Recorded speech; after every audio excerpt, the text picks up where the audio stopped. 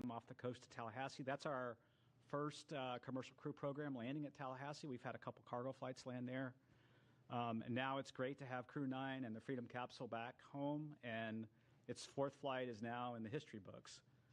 Of course, we're overjoyed. I watched every crew member come out of the vehicle today. Post-landing, it was great to watch Nick, Sonny, Butch, and Alexander come out of Dragon and smile and wave as they came out of the vehicle. We'll get them, they're on the ship now, we'll get them back to meet the NASA aircraft and then back to meet with their families. If you watch the weather today, it was incredible. Clear skies, real low winds, maybe 3 or 4 knots of wind, and really calm seas. You could see the dolphins swimming around the capsule, which was kind of incredible. SpaceX had a nice drone aircraft flying around and taking footage, and that was just incredible. As I said, the ops team just did a phenomenal job over the weekend pulling in the landing to get the crew home sooner and take advantage of this great weather opportunity. Really appreciate the versatility of SpaceX, the ISS program, commercial crew program, and the flight ops team in planning out the timeline, looking at the crew's workload, determining whether we could pull this off, doing sleep shifting, all those sorts of things that made this an opportunity happen. I also want to thank our partners at the U.S. Coast Guard. They were there on scene, protecting the scene and making sure that it was safe for mariners in the area. The FAA, the Department of Defense, continuing to support us. It's great to see the teams really in action. Overall, I would say it was a really clean undocking, reentry, and landing. The Dragon vehicle performed extremely well, didn't really have any issues to work. Little things, a GPS outage that we reset a filter on and things like that. Today, the sequence went perfectly. We jettisoned the trunk, executed the deorbit burn, closed the nose cone, and did the entry. You could hear Nick call down when we finally got the vehicle back through the blackout, 4.6 Gs, and you could tell they were doing well, and then braced for the parachute deploy of the drogues and then the mains, and then have them splash down. So parachutes performed well. The whole system worked just as planned. The crew's doing great. They'll spend a little time on the recovery ship getting checked out, making sure that they're healthy and ready to go, and then eventually they'll make their way back to Houston. Again, I want to congratulate the entire NASA commercial crew program, the SpaceX team. In many ways, if I step back to last year, this has been 9 months in the making, and I couldn't be prouder of our team's versatility, our team's ability to adapt, and really build for the future of human spaceflight and looking at different ways to do business, taking advantage of one vehicle to launch a crew and then bring back the crew in a different vehicle.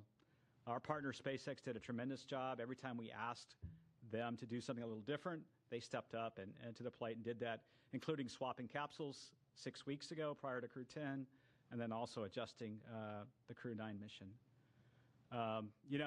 We'll celebrate for a while. We're going to take some time in commercial crew to sell on to Crew 11. Crew 11 will be here before we know it. We'll launch that vehicle as early as mid-July, so we'll start preparing for that.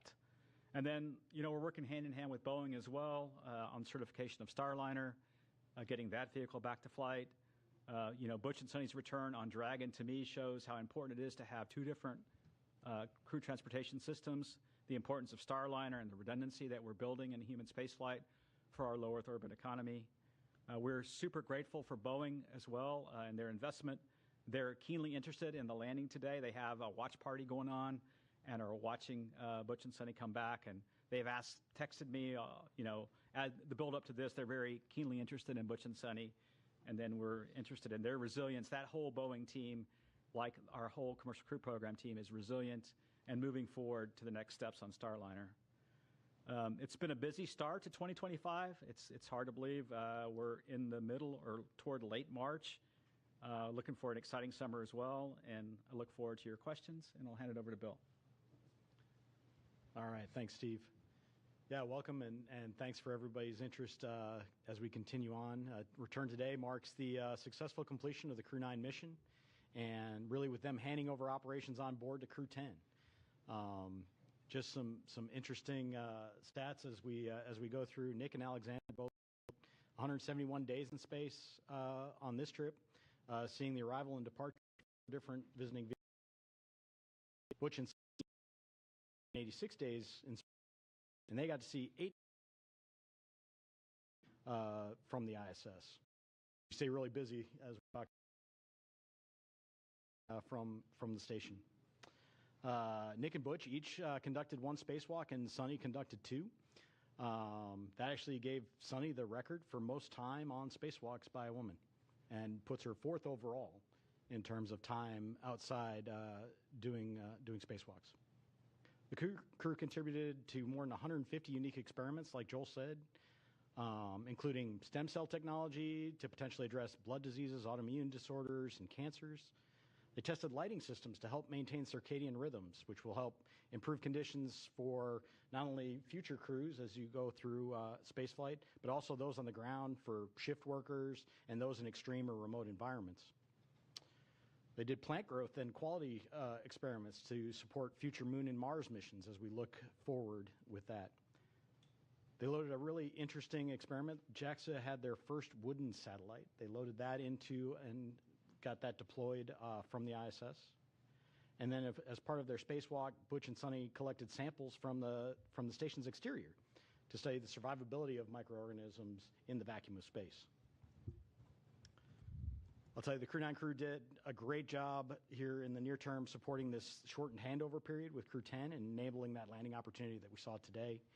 There was a lot of work that they did ahead of Crew 10 arrival to get prepared, and then really working through all of the things that we need to do to hand over the emergency procedures to the crew, to get the transfer that they need to, and to get all the vehicles set up for Crew 10 to be very successful.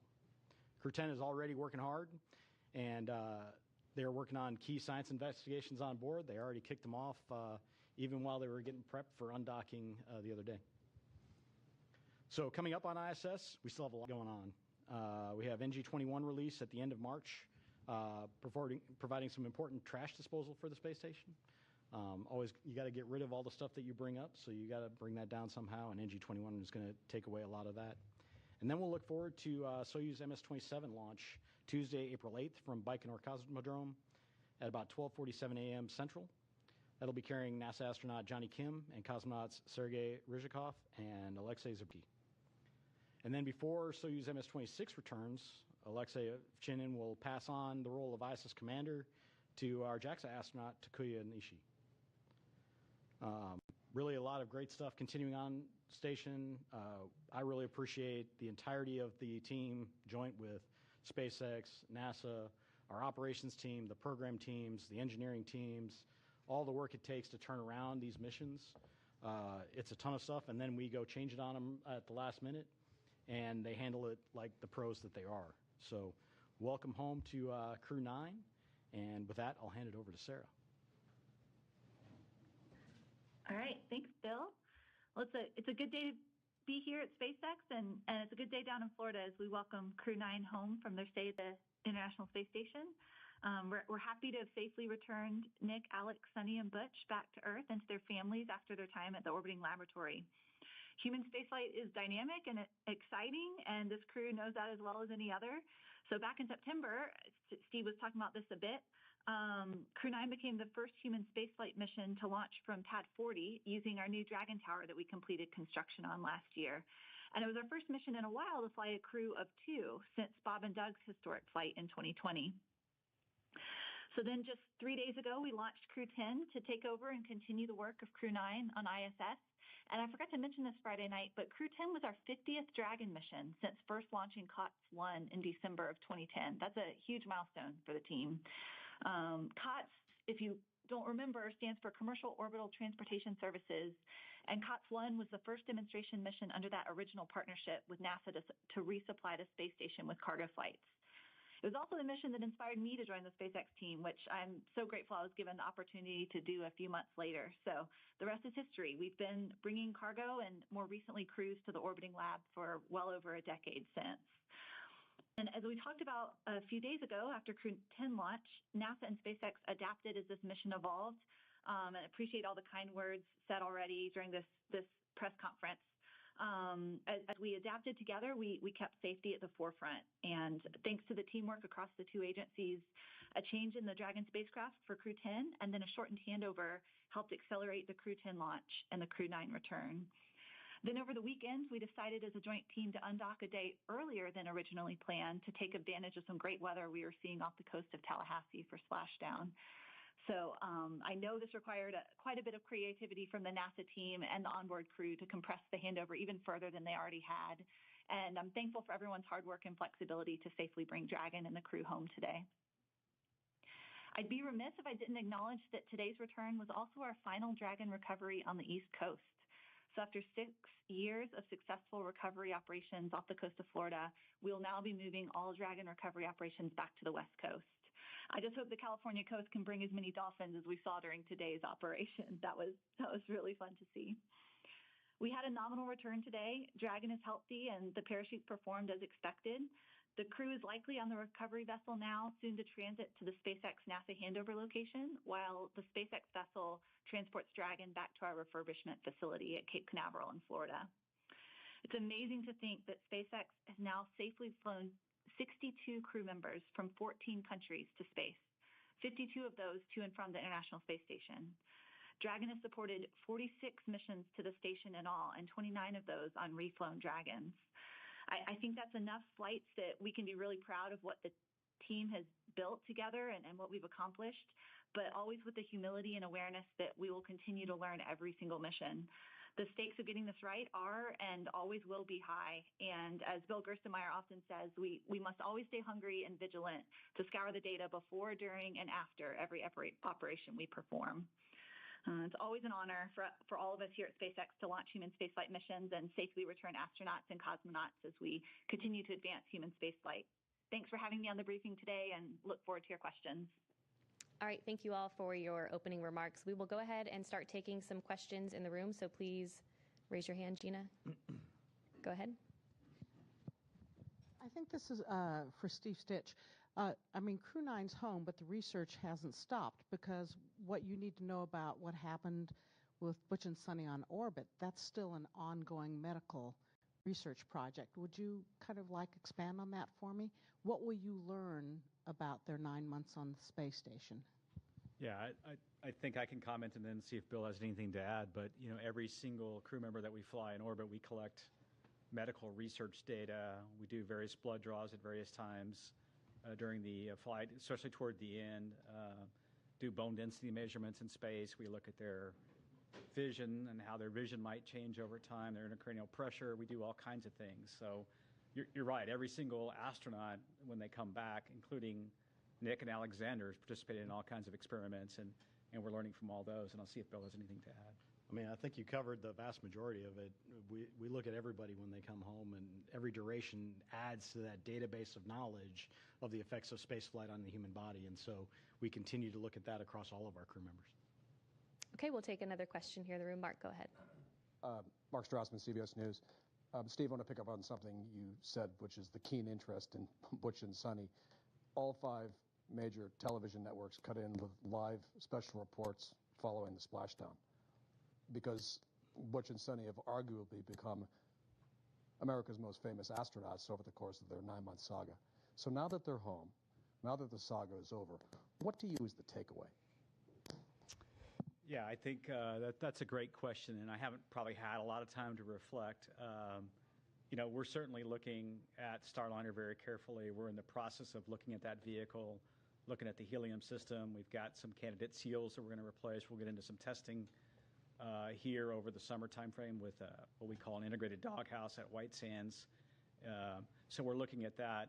The thing I think back of this whole timeframe is how really resilient Butch and Sunny were the whole time. They launched on what was going to be a short test flight with the crew flight test vehicle with Boeing. And then they moved very quickly into station increment operations, and they became seamlessly part of the International Space Station. And they did that because they're experienced astronauts, and we had prepared, right? We had flown gloves for them to do spacewalks, and we had flown a lot of components for them. So I think that shows the adaptability of crew members. And if I think forward to exploration and maybe some harsh missions to the Martian surface someday or back to the moon, the adaptability of crew members, changing the timeline for their return. Certainly a huge thank you to their families. When you think about Butch and Sunny, they enjoyed their time on station. They got to do spacewalks, and they got to do lots of cool science and things like that. Their families are the ones that really, kudos to them for being resilient in a planned short duration flight now turning into a long duration.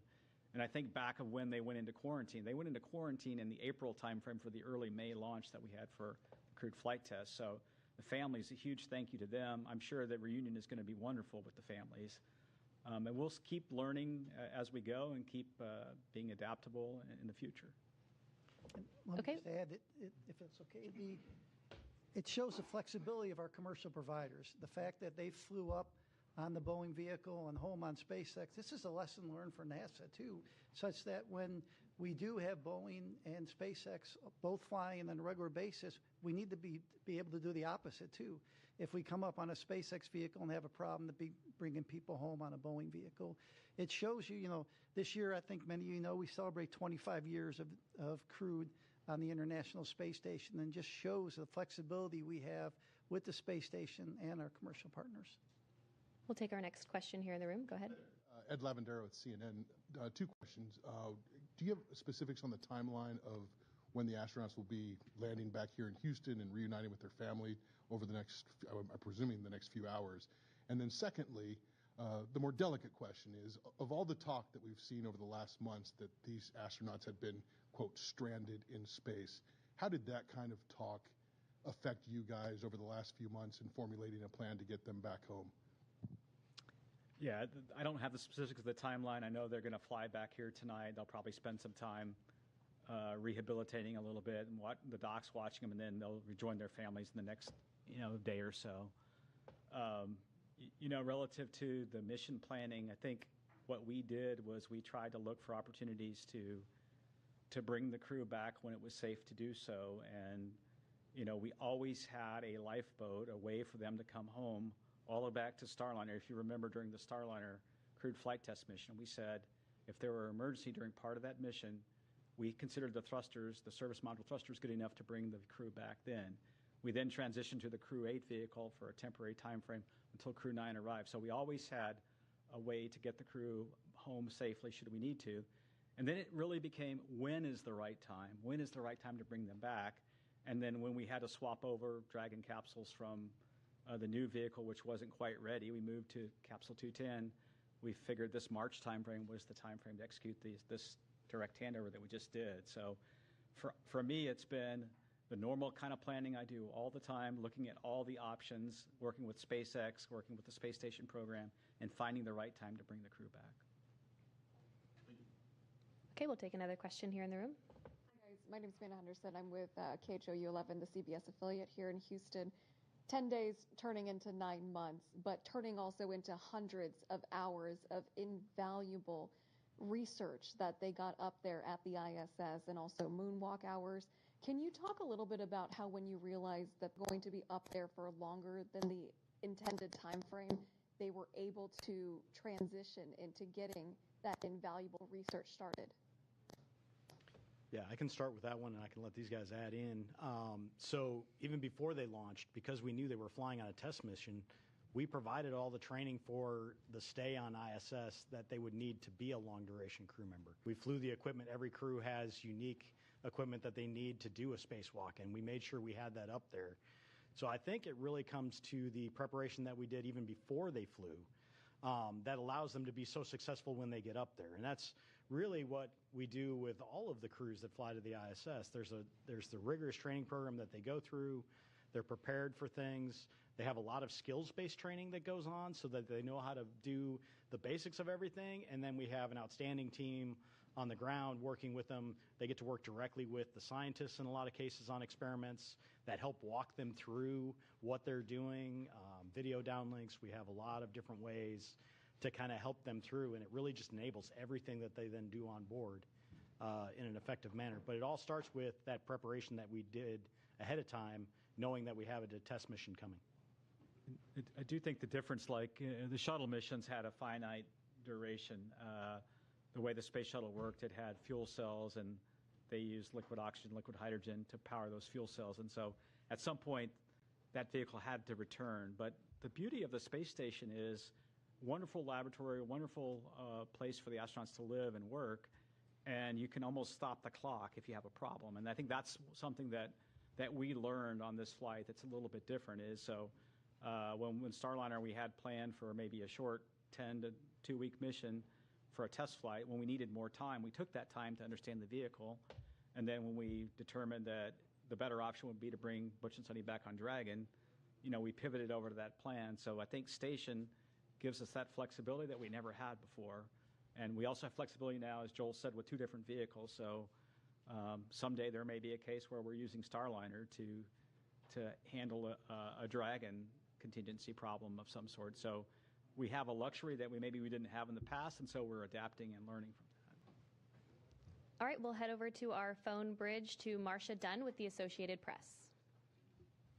Yes, good evening. Probably for you, Steve. I understand the crew is being flown to Houston tonight and that they'll be staying at JSC and crew quarters. When will they be able to go home if they're feeling good? How much time off do they get before they have to go back to work? Are you giving them some extra bonus vacation?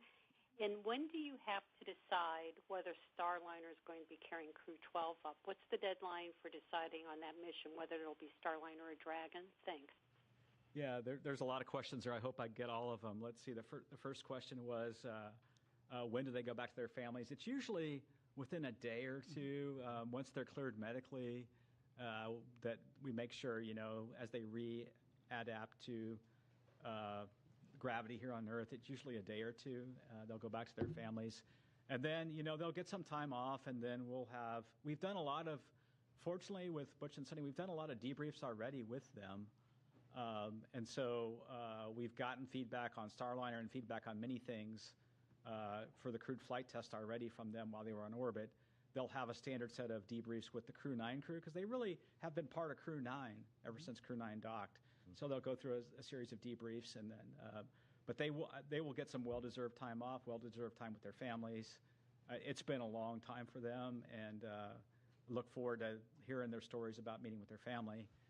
I think the last question, Marcia, was when do we have to decide Crew 12 versus the next step with Starliner? And we probably have a little bit more time as we get into the summer and understand the testing we're going to go do to make that decision, whether it be Crew 12 as the next flight or Starliner. We're also looking at some options for Starliner. Should we need to, of flying it uncrewed, the vehicle has the capability to fly uncrewed if we need to. And so we'll kind of weigh all those things as we get the testing and analysis behind us.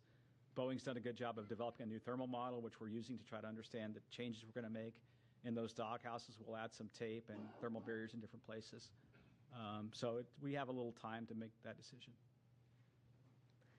Okay, our next question is from Chris Davenport with The Washington Post. Hey, everyone. Thanks for taking my question, and congrats on a successful end to the mission. For Steve Stitch, you had mentioned your discussions with Boeing, and I'm just wondering, has Boeing given you a 100% commitment that they are sticking with the program, just given the enormous costs they've had to eat? And is NASA doing anything to incentivize them to stay? You just mentioned an uncrewed flight, for example. Thanks. Yeah, Boeing, all the way up to their new CEO, Kelly, has been committed to Starliner. I can see that in the way they're approaching their solution to the problems. They're taking the time to understand the leaks we had in the helium system and testing some new seals that we may field in those flanges. The same thing with the test plans that are multifaceted for the thrusters, some testing of the Teflon material, integrated testing at White Sands. So I see them being very committed. They want to provide a transportation system with crewed capability to fulfill their missions. And then they're even, I think, stepping beyond that and thinking about low Earth orbit and COMLEO destinations with their vehicles. So I see a commitment from Boeing to continue the program. They realize that they have an important vehicle, and we were very close to having a capability that we would like to field. I think we have some changes we need to make to the way we heat those thrusters, the way we fire those thrusters, and then we can test that on the next flight. So. Our next question is from Ken Chang with the New York Times. Hi, thank you. This is for Joel, Steve, and Sarah. The White House put out a statement that said the landing today, representing President Trump, he promised to rescue the astronauts stranded in space. And from what you just said during this news conference, sounds like it's been in the works for months and a lot of work for everyone. I was just wondering, could you explicitly answer the question if Kamala Harris were president, or if Joe Biden had run for re-election and won, would anything have changed with this mission? Thank you. NASA is an agency. We work for the president, and who's ever there, we work for them. We had an input from that office. We took a look at it, and our job is to take all the inputs we get and operate as successful and safely as we can. And that's what we would do for this administration, and that's what we would do for any administration.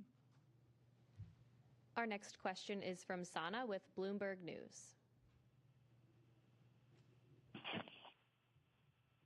Hi, thank you so much for taking my question. I had another question regarding Boeing. I know you just mentioned that you're looking at options for an uncrewed mission.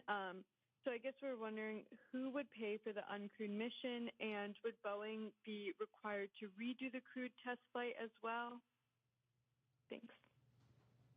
Yeah, what we're looking at right now is we really want what I would call is a crewed capable vehicle. So even if we were to fly the vehicle without a crew in the return back to the next steps on with Starliner, we want that to be crew capable. So we want it to have all the systems in place that we could fly a crew with. In fact, as I think about it, it might be there for a contingency situation as we prepare for whatever events could happen. One of the things that I've learned in my time at NASA is always be prepared for the unexpected, always have options. And so that's what we're thinking about. So we'll take those steps forward. We'll look at the test data. We'll make a decision whether to fly it crewed or uncrewed. And then, we are trying to do it under what we call this post-certification phase of the contract. And Boeing has delivered a lot of the certification data already. They have a little bit more to go relative to the prop system. I think we talked about they're flying a new spacesuit eventually, and a few other things like that. So we're looking at doing it under that phase of the contract, and NASA meeting its commitments on those flights. Our next question is from Will Robinson-Smith with Spaceflight Now. Hi, thanks so much for taking the time to talk with us today, and congrats on the splashdown of Crew 9. Maybe just following up on Ken's question to Joel and Stitch and Sarah. Obviously, as you've discussed tonight and over the last several months, the plan has been established for some time on how to bring Butch and Sunny back to Earth. But, barring them returning on the seats that were added on the Crew 8 Dragon spacecraft, had the decision been made to try to bring them back any earlier, was there a Dragon spacecraft that would have been available to operate that mission prior to the Dragon that we just saw support the launch of Crew 10? Thanks.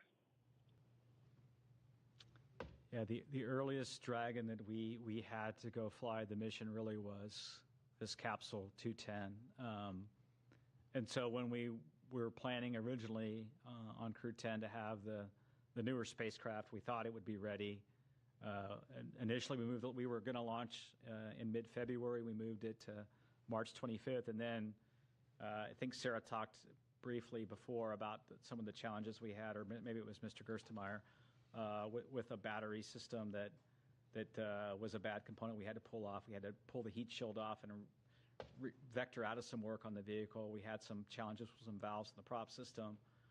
And this, to me, is just evidence of how complicated. I don't think we always do a super good job of explaining how complicated the spacecraft itself is made up of millions of components that have to work in an integrated fashion. And you go through testing and qualification to get there. And so those components didn't work. And when we looked at that, we just pivoted over to the vehicle that was going to be ready the soonest, which was Capsule 210. And that led us to the March 12th date and then eventually the March 15th launch. Our next. Yeah, and maybe I would just add that with 5 Crew Dragon spacecraft in the fleet, certainly many paths are possible, right? With the allocations as we had them with our current slate of missions in the next 12 to 18 months, exactly as Steve said, it was the new spacecraft that was anticipated to be ready first, with the one we ended up flying shortly on the heels, and then when we ran into a processing issue on that new vehicle, the other one could be ready sooner, and so those were the 2 that were coming available. But certainly we can pivot and adapt. Flexibility is the name of the game, right? And so if we change what lanes or what stage of the flow any given spacecraft is in, we can open up other options available. But we had these vehicles allotted to or allocated to specific missions, and these were the 2 spacecraft that met the need that we had here in the spring to fly these missions in the timeframes that they were requested. All right, our next question is from Joey Roulette. Hey, thanks. Just 2 questions. One quick one for Steve. I just want to be clear. So it sounds like the team results that you guys are going to have with Starliner this summer and maybe later on is going to determine whether its next mission is uncrewed or crewed. And whatever that next crewed mission is that going to be like a routine certification crewed mission, or might there be another CFT? And then the second question is for Bill Specht.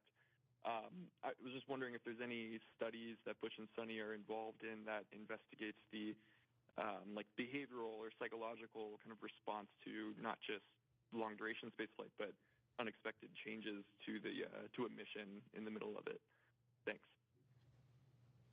Yeah, when we look back at the crewed flight test, we got a lot of good data out of that flight relative to having a crew on board. So really the thing that we need to solidify and go test is the prop system and the service module. We need to make sure we can eliminate the helium leaks, eliminate the service module thruster issues that we had on docking, and then the rest of the vehicle performed really well. So when we look forward, what we'd like to do is that one flight and then get into a crew rotation flight. So the next flight up would really test all the changes we're making to the vehicle, and then the next flight beyond that, we really need to get Boeing into a crewed rotation. So that's kind of the strategy.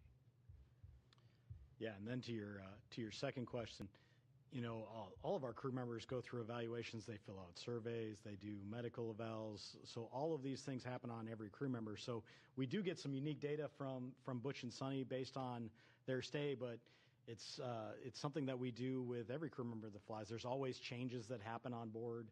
There's always adjustments that we have to make that all of the crew members adapt to.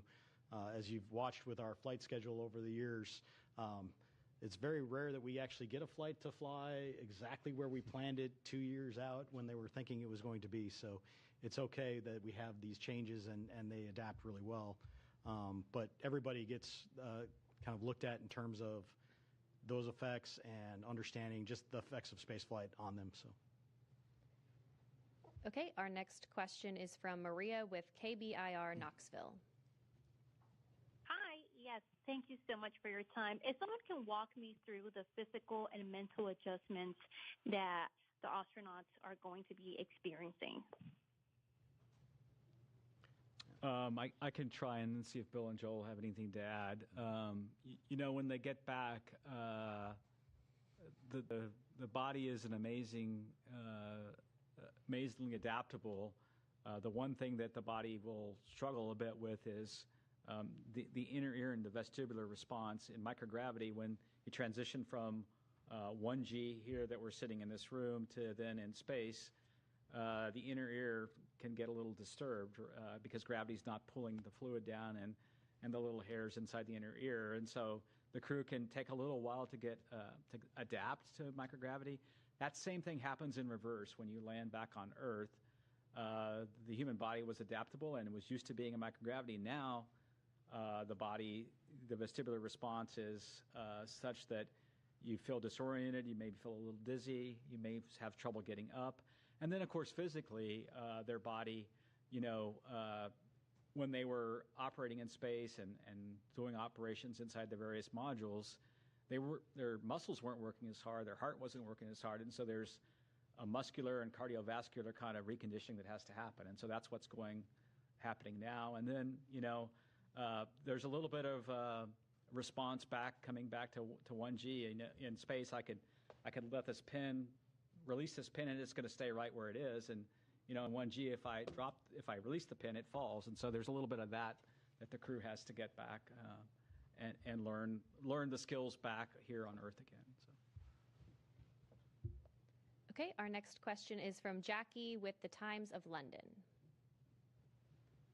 Hello, and thank you. I'm sorry if this is a really frustrating question because I know there's so much good work done on this mission, but there has been a fictitious narrative woven around it by prominent people who are hard to ignore. Why has NASA not pushed back more emphatically against that and against the use of astronauts by one of its commercial contractors as political pawns? And what's to be lost by simply correcting that narrative for the sake of the public who have paid for the mission? Thank you. I would say, our job at NASA is to successfully and safely missions. We fly it with the laws of physics, and we fly it with our commercial partners. And so oftentimes there may be things out in the press that may not be exactly what's happening.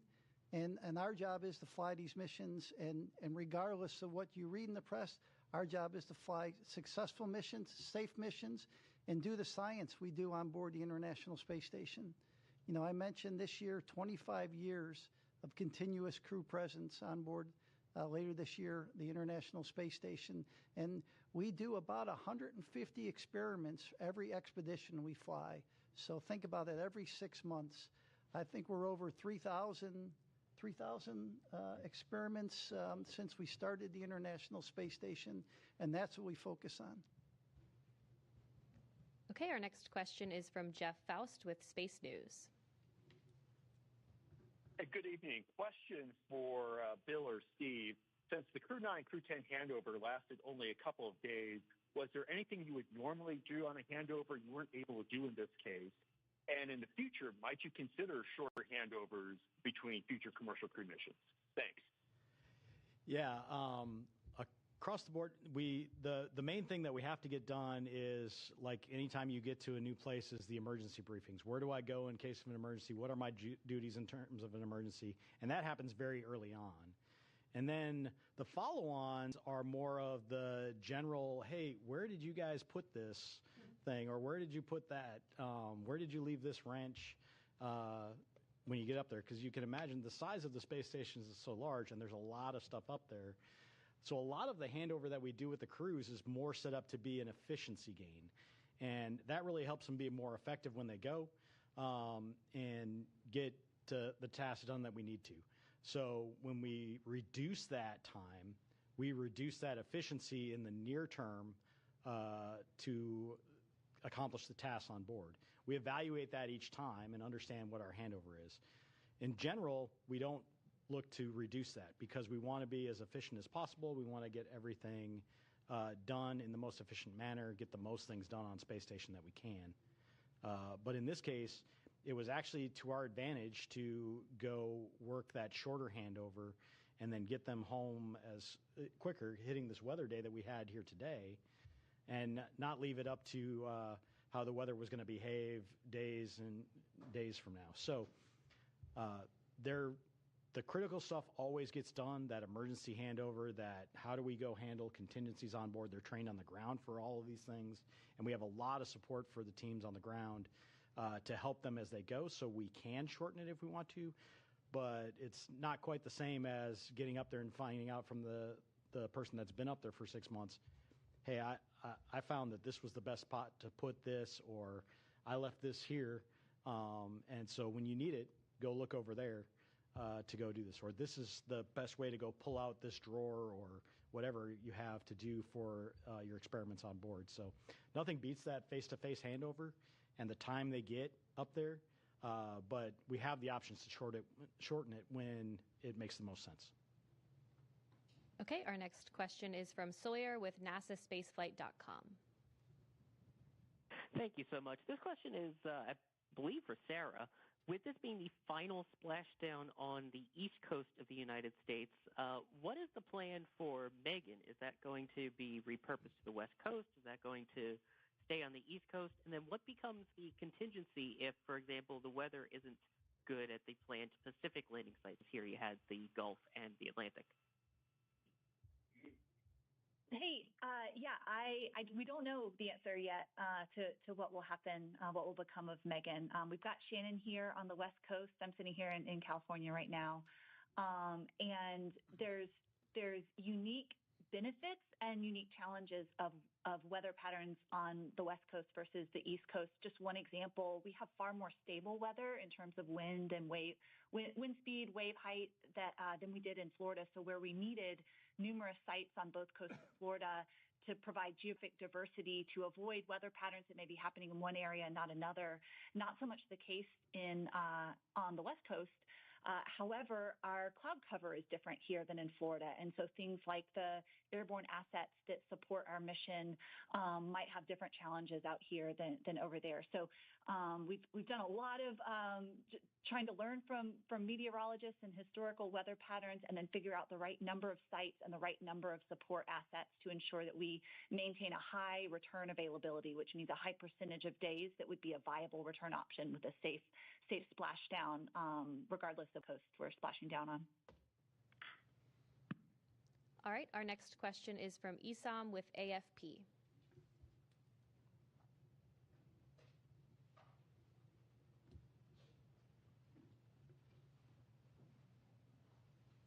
If you're talking, we can't hear you. Oh, sorry about that. I was on mute. A couple of quick questions. Steve, you mentioned that they'd be released to their families in a day or two, but they're still going to be going through with rehabilitation for quite a while, right? If you could discuss that. And the second question is just a bit broader to follow on from some of my colleagues. As Steve confirmed that, Crew 10 was the designated mission that this could happen, could you help us sort of square that circle that, with praising the administration for accelerating the timeline? How concretely, just to follow up on my colleagues' questions, how concretely can the administration be credited with accelerating the recovery when, the plan hasn't fundamentally changed here? It's just something that we're having a little bit of trouble understanding. Thank you. Yeah, I'll talk the rehabilitation and I'll let Joel talk about the other questions. Rehabilitation will continue. There's a sequence of exercises that they do to try to regain their physical strength over a number of weeks. It's a pretty standard protocol that they go through post-landing to recover. It's well documented, well practiced, and the docs and the trainers that do this work will kind of follow each crew member, whether it be Butch and Sunny or the others. We talk about Butch and Sunny because they had a 9-month stay, but the others had 171-day stay or so, which is pretty typical of what we've had. And I'll let Joel handle the other questions. And so you were asking the input from the administration. So I think Ken Bowersock said it well the other day. It excited the system, right? It gave us some energy in the system. But the other input was to do this successfully and safely. And that's why I talked about all the different inputs that you get. We got the input from the White House, but you also have to look at the vehicle readiness. We talked about looking at weather. We talked about recovery team, handover, the vehicle traffic going to and from the International Space Station. So when you put all that together, we came up with, I thought, a pretty good plan that the teams executed over the last 4 or 5 days. We'll take the next question here in the room. Darlene Ferris with Fox 26 Houston.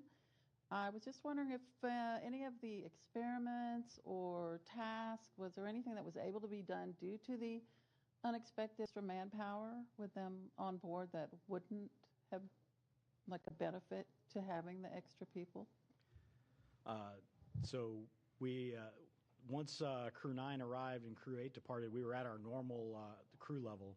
So we managed within the normal kind of cadence that we did there. But before that, we absolutely took advantage of Butch and Sunny being there and having the extra hands. We had some maintenance activities that had to be done over the summer that would have potentially taken away from some of the science that we were doing that we didn't have to take away from that time because of the fact that we had the extra hands there. So it was great having them there over the summer as extra hands to help out with a number of activities going on. Okay, we'll take our next question here in the room. This may be premature, but initial reports from the recovery ship just about their condition and how they're doing. Has anybody heard? I haven't heard anything specifically from the recovery team, but just in looking at the way as they came out of Dragon, they all looked very healthy. You could tell they all looked like they were feeling about normal for the landing and recovery phase where their body's trying to readapt. So, yeah, I haven't heard any reports of anything other than that they're doing well. So I saw a lot of smiling and waving. yes, yes. Okay, our next question is from Ellen with thedailymail.com. Hi, thank you guys so much for taking our questions tonight. This question is for Joel. Barry Wilmore's daughter spoke out on social media and blamed politics and negligence for her dad's delayed return. We know that President Trump and Elon Musk both said the previous administration didn't want to bring the Starliner crew back for political reasons. Can you comment on these claims? Yeah, so I wasn't involved in any conversations with the previous administration.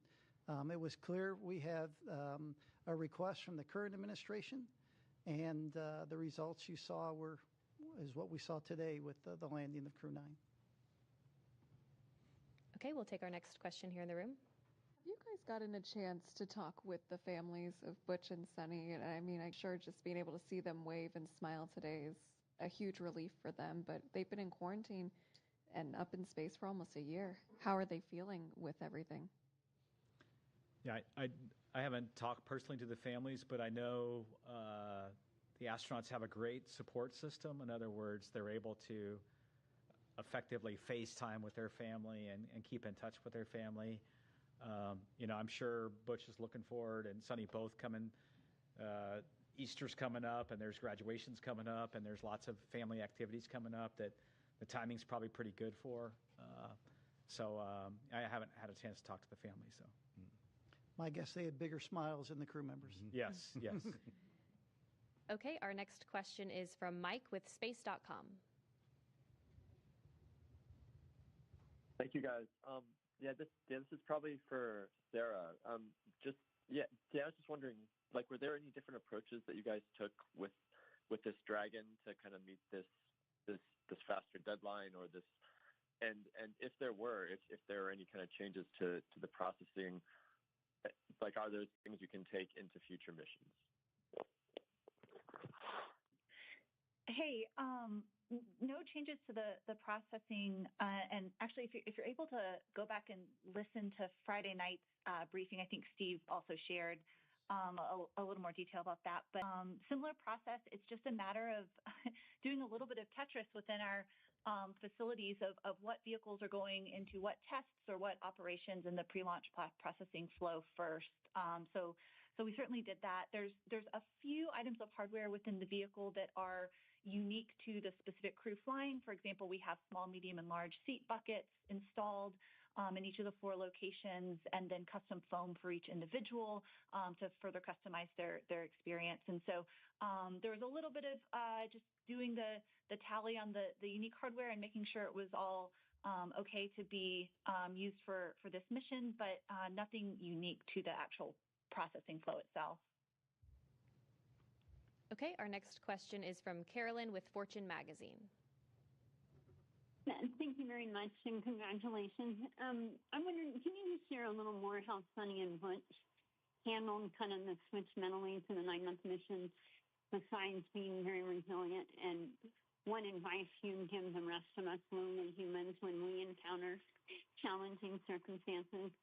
And then maybe just talk a little more about the physical repercussions with respect to radiation, effects on the heart and cornea, that kind of thing, and how we go about planning to protect against that when we think about missions like to Mars.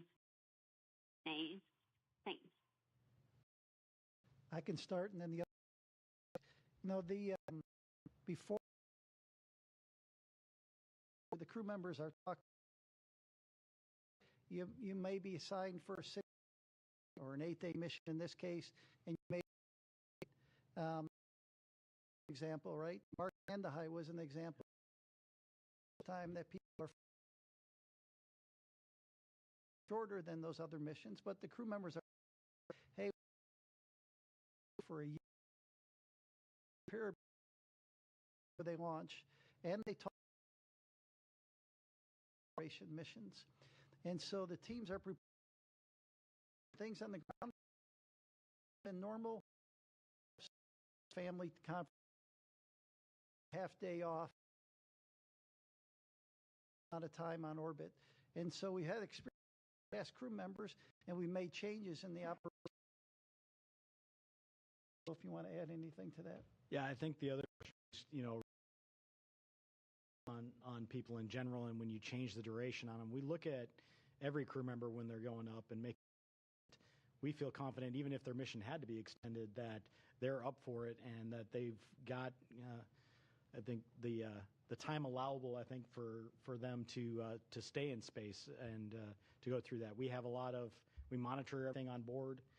We keep an eye on things like radiation. We keep an eye on things like solar activity that can affect that. We keep an eye on the rest of the environmental factors on board, whether it be the carbon dioxide levels, the CO2 levels, the contaminants that we have on board. We have scrubbers and filters and things that take that out. So we do all the things that we would normally do to manage that for crew and minimize their exposure to anything that could be considered harmful. And then we limit the times to the best of our ability that we can up there. Our next question is from Marcia Smith with spacepolicyonline.com. Thanks so much. Steve, you mentioned that Crew 11 might launch as early as July, which seems like a pretty short interval for Crew 10 to be up there. Could you talk about what's driving you to launch as early as July? And will either of the astronauts from Crew 11 and which capsule will they be flying? Let's see the timing for that mission right now. Originally we were going to fly that mission. We had been, if you look at historically, our rotations have been in August. There is a particular SpaceX cargo flight, CRS-33, that has the ability to do some reboost for the space station, and that needs to fly in that late August, early September timeframe. And so we moved our handover up. That boost trunk is what we call it, will be there for a large part of the fall time. All the propellant used on that mission, so moving it up. I think we'll fly probably which is our flight. With space station, one of the critical consumables is docking ports. We have 2 of those docking ports. So we fly that CRS mission with the boost trunk. One of those docking ports will be tied up for an extended duration. And to do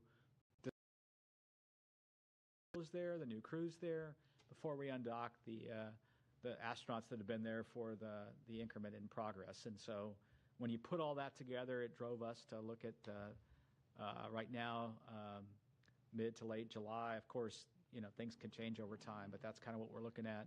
We'll kind of pivot over to that once we complete the debriefs for Crew 10. So, our next question is from Will Robinson-Smith with Spaceflight Now.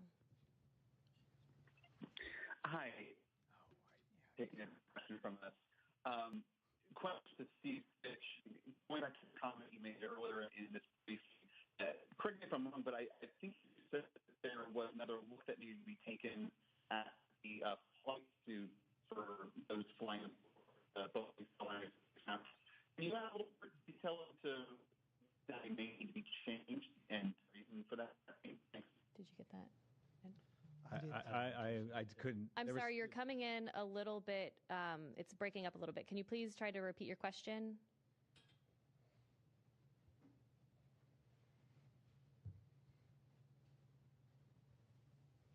Operator, if you could please unmute the participant.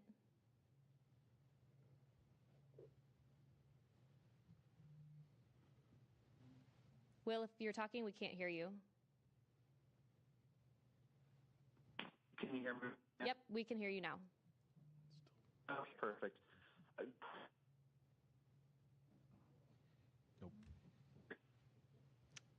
I'm sorry, we keep losing you. If you could just follow up with us after this news conference, we'll be happy to get a response over to you from the panel up here. But for now, that'll do it for our press conference this evening. Once again, Crew 9 is safely back on Earth. And as always, you can follow NASA and all of our missions on nasa.gov. Thanks for joining. We'll see you next time.